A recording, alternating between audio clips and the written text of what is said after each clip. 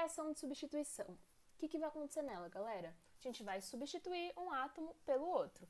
Então, aqui no exemplo, eu trouxe para vocês um hidrocarboneto, né, um metano. A gente vai substituir esse hidrogênio dele por um cloro, beleza? Temos aqui as ligações que são quebradas e depois formadas. O que acontece? Esses alcanos aqui, eles são muito estáveis, eles são apolares, né? Então, isso confere a eles uma estabilidade. E aí, é muito difícil de fazer eles reagirem, mas acontece, é possível que aconteça, tanto que a gente está vendo aqui. E só que para ela acontecer, ela vai precisar de uma forcinha, de um estímulozinho. E aí nisso a gente pode aumentar a temperatura, usar a luz e, enfim, a gente vai conversar um pouquinho mais disso mais pra frente, falando dessa reação ainda. Mas tenham isso em mente. E aí, qual que é a aplicação desse tipo de reação? Esse tipo de reação é o que forma os famosos CFCs, que eles eram usados na produção de aerosóis e nos próprios aerosóis, e eles são formados justamente pela substituição de um átomo de hidrogênio, né, do nosso hidrocarboneto, por um átomo de flúor ou de cloro. Por isso que eles são chamados de clorofluorcarbonetos. E aí vocês sabem de toda a problemática, eles contribuem na destruição da camada de ozônio e, enfim, eles são bem famosos por isso, é um problema ambiental que a gente vive.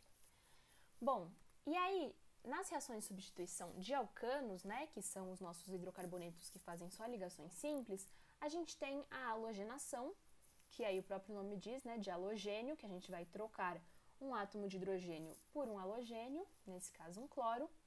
E aí, gente, qual será o produto preferencial?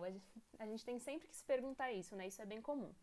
Nesse caso aqui, ó, de onde que eu vou tirar hidrogênio? Daqui, daqui, daqui, daqui, de onde que vai ser? A gente tem a resposta. A substituição é mais rápida nos hidrogênios ligados a carbonos terciários, seguidos pelos secundários e, por fim, primários. Vocês lembram o que é isso? Carbonos terciários são aqueles que são ligados a 3 outros carbonos, como é o caso desse daqui. Carbonos secundários, eles são ligados a 2, como esse daqui, ligado a esse, ligado a esse. E carbonos primários, eles são aqueles que são ligados a um carboninho só, como esse, como esse, como esse.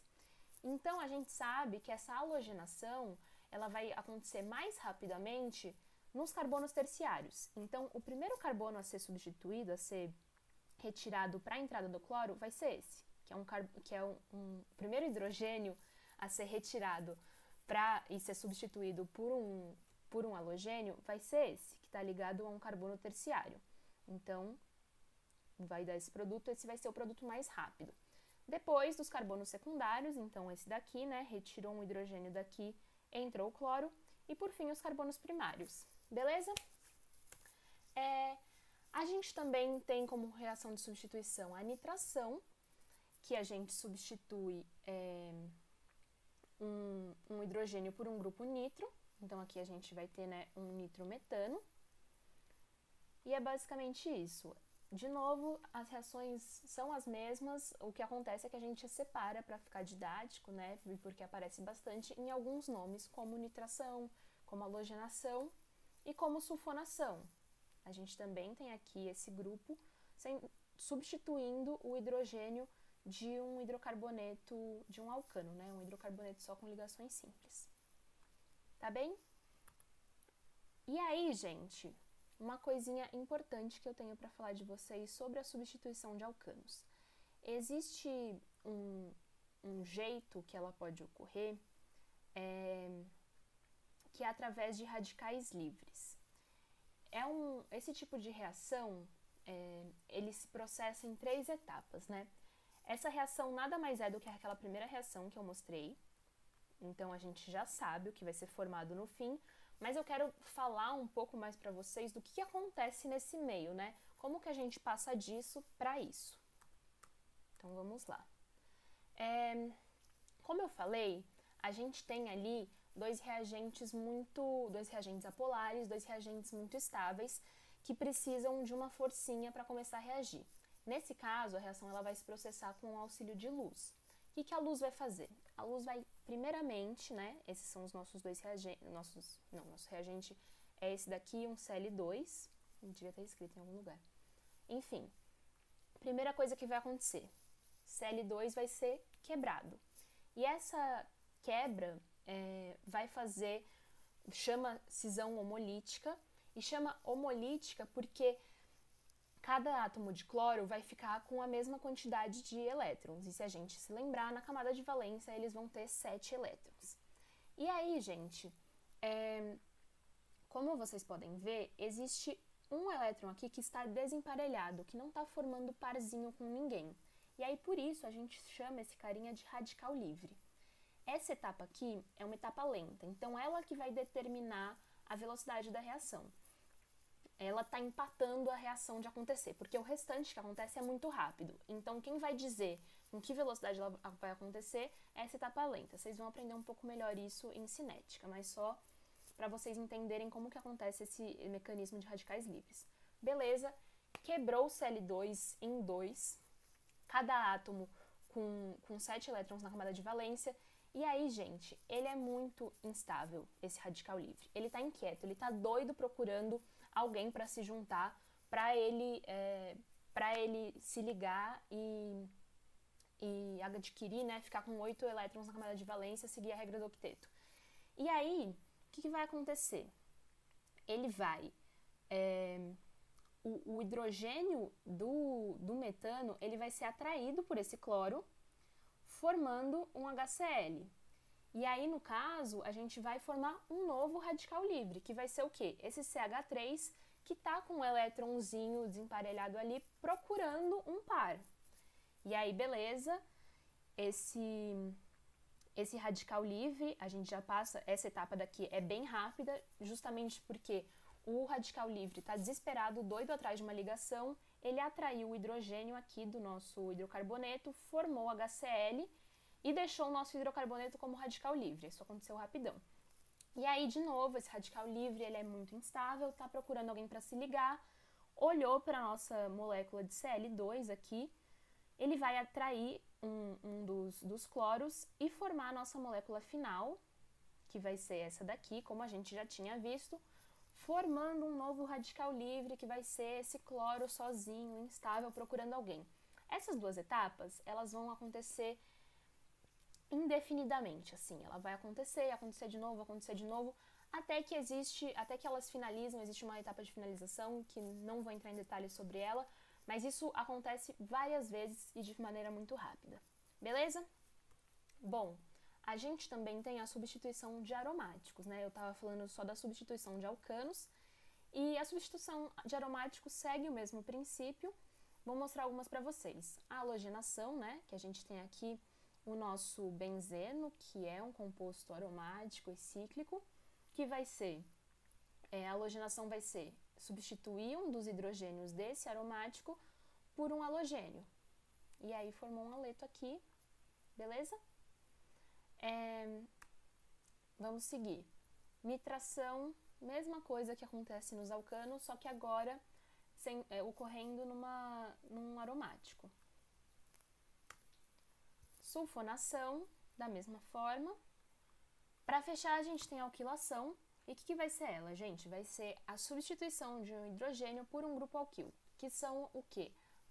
Metil, etil, são aqueles derivados de alcanos, né? Aquelas cadeias carbônicas abertas que só tem ligações simples.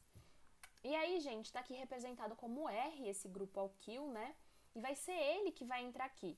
Então, a gente vai ter reagindo um aromático, né, um benzeno, geralmente, e um haleto de alquila. A gente vai ter um grupo alquil e um halogênio. E aí, nesse caso, quem que vai entrar aqui, quem que vai substituir o hidrogênio, não vai ser o halogênio como na halogenação. Vai ser esse R aqui, que é nosso grupo alquil, que é a nossa cadeia carbônica derivada de alcano. Então, ela que vai entrar aqui, formando esse hidrocarboneto aromático. E HCl, ou enfim, HX, porque esse Cl pode ser qualquer outro halogênio. Beleza? Vamos passar para o próximo tipo de reação. A oxidação. Bom, nela a gente vai ter um agente oxidante que vai promover essa oxidação. E aí eu trouxe isso aqui para vocês verem Bom, primeiro eu vou falar um pouco dos tipos de oxidação. A gente tem a oxidação branda, que não é aquele negócio, né, super energético, é uma oxidação levinha. O que acontece nela? A gente tem aqui um alceno, ou oxidação de alcenos, né? Alceno é aquela cadeia carbônica que tem ligação dupla. E aí a gente tem aqui, né, um eteno. O que vai acontecer? Esse agente oxidante, né, que no caso é permanganato de potássio, que é amplamente utilizado, ele vai quebrar uma dessas ligações. E qual que vai ser a ligação? A ligação π, que é a mais fraca. E aí, quando ele quebrou, cada carbono ficou fazendo 3 ligações. Ele vai precisar fazer uma quarta, né, para obedecer a regra do octeto. E aí, o que vai ser ligado aí nesse carbono? A gente tem aqui as hidroxilas. E aí eu volto para essa imagem aqui que eu trouxe para vocês. Quando a gente quebra uma ligação na reação de oxidação, nesse caso vocês viram, né? A gente tinha um alceno, quebramos uma ligação π, o nosso agente oxidante quebrou uma ligação π. O que vai entrar? Quebrando uma ligação, a gente vai formar uma hidroxila. Se 2 ligações fossem quebradas, a gente ia formar uma carbonila, né? Que é esse dupla O. Se 3 ligações fossem quebradas, a gente ia formar uma carboxila, que é esse dupla O, OH. Característica, lembra lá dos ácidos carboxílicos. E quebrando 4 ligações, a gente ia formar CO2. Importante ter isso aqui em mente. Por quê?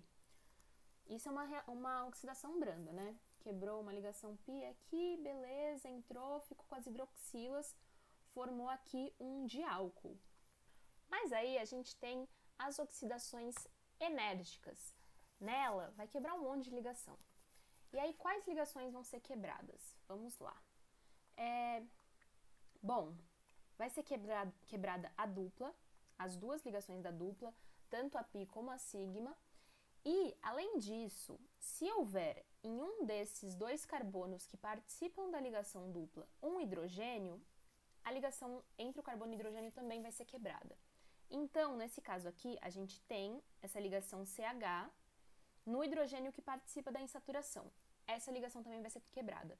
Então, o que sobra pra gente, né? Desse lado esquerdo aqui, um CH3, um carbono, que antes fazia, né, a dupla com outro carbono e uma ligação com hidrogênio, tudo isso vai ser quebrada pelo nosso...